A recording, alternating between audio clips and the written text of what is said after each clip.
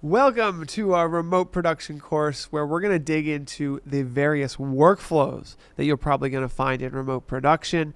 And we'll talk about team roles and working with a team, because now you can have teams all around the world working together on a single production. Let's jump into it. So in remote production, you can't do everything yourself. You're going to try to do a lot yourself, and that's wonderful. But I want to go over some of the workflows and then talk about how you can work in a team. Now, one of the awesome things about remote production is you can now take a single PTZ camera and send it to anywhere in the world. As soon as it gets plugged into internet, you can control it. So that's kind of like level one of remote production, is just having remote control over a video and audio device that you can use to produce video. And we're using Hive here. We're showing PTZOptics Move 4K cameras. Those cameras are Hive linked, meaning you can log into the camera, link it to your Hive studio one time, and it'll be linked forever. Now, some cameras out there are not Hive linked. They maybe are older cameras, maybe they're USB webcams, what have you. For those scenarios, you can run PTZOptics Hive on a computer, and you can connect those cameras to the cloud and remotely control them that way. So just two kind of high-level examples here. We're showing two older cameras connecting to Hive Studio. Now, one of the things you've noticed throughout this course is we've talked a lot about the local area network. And you can use all of this same technology on the local area network when you're on site, and then you can use all of this technology remotely as well. But just wanted to kind of explain that this can all work on either the local area network or it can be connected to the cloud. And in this scenario, we're showing a lot of NDI, right? We're showing a lot of computers connected together, and this should start to make sense to you now that we've been discussing these workflows. The great thing is that if you have a client that has multiple studios or multiple courtrooms or multiple classrooms, multiple fields where there's sports being played, you can now manage them all remotely, whether you're just deploying single cameras or deploying an entire studio full of equipment. And we'll take a look at that in a little bit in the future here. But whether you're using Hive-linked cameras or traditional cameras, we can do a local production or we can do a remote production. Now, in this scenario, we're showing that we're using a PTZ camera connecting directly to the cloud with a microphone. So a lot of cameras support 3.5 millimeter audio inputs that are line level, and you can connect microphones to those to have a full audio and video solution. This is a very obviously budget-friendly scenario where we're just stripping it down to the basics of a camera and a microphone. But obviously, as you learn, there'll be much more advanced scenarios as well, such as this one here where we've got 3 cameras, we've got 2 computers. One is for local switching, where there's still an operator for doing the video switching, but we're bridging remote camera control. And so we've got someone doing remote control from the far end. In this scenario, we have a workflow with 2 PTZ cameras, a audio mixer in a location, and then we're bringing in remote team members. And this is something, as your team grows, as you start to do more, working with team members are important, and we're going to talk about some of the important team roles that you should be considering. And here we have someone doing the audio mixing, we've got a camera operator and a producer all working in the cloud. Now, from a remote production scenario where you're trying to do everything remote, it's important to note that you can use NDI even on the remote end. So you can bring all the video sources into the cloud and output the NDI video with Hive to a vMix computer. So you can do the video switching remotely. So there's a lot you can do in these scenarios. And I want to talk about being as efficient as possible, setting up your workflows with your team skills, using the right tools, and getting effective use of your resources, even when you're in a high-pressure environment. So workflows for producers here. Producers need to enable coordination between the whole production team. And a producer often is managing the budget, working with a timeline, and actually using the production software and communication tools. And we're going to talk about some of the software and hardware tools in our next video. But overall, the producer is often, really involved in delivering a completed production and managing the entire team.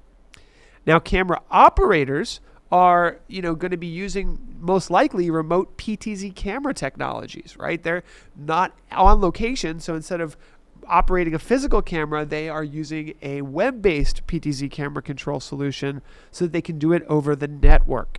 They're managing camera settings, doing color correction, making sure everything is set so that there's consistent shot quality. They may be on site. They may be setting up cameras. They may be setting up tripods. They may be setting up monitors. And they may be capturing video footage both locally and in the cloud. Now, color correction specialists, sometimes this is lumped into the producer's job, sometimes this is lumped into the camera operator's jobs. Oftentimes it can be its own job, just color correcting everything together. The image here is showing vMix as a color correction tool. We'll look at color correction in Hive in a moment here, but it's adjusting the color and settings so that all of your video feeds are consistent. You can use video editing software to do this in post-production. You can use this, but ideally, if you're live streaming it, you want to get this all done before the stream starts because there is no post-production in a live environment. Now, audio mixers, right, people who are mixing the audio are generally managing all of the audio feeds during the production. They're mixing the sound sources, making sure that everything is clear. It's absolutely essential that they wear headphones and they know the technology that's going in, right? They know the types of microphones they're working with. And we'll show some of that we've shown that in some of the videos that we've looked at today.